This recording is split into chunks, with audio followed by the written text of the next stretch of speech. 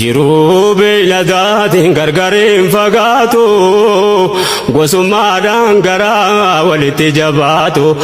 lubbuun ilma namaa humaatti hin fakkaatu fedhuu wal ajjeesu fedhuu gabroonfatu qawmiin gosa gosaan qoodamee wal nyaatu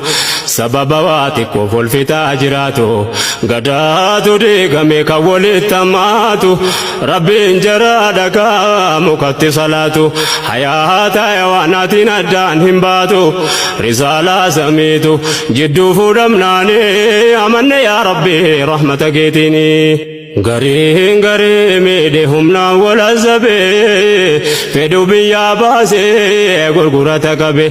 salphinaan jiraata namooma ofii dhabe hurmaan namaa badee hayaanni gajjabe diigameensi jaraa kan sadarkaa dhabe ilmoo fi jireenyaan kootee awwaala qabe.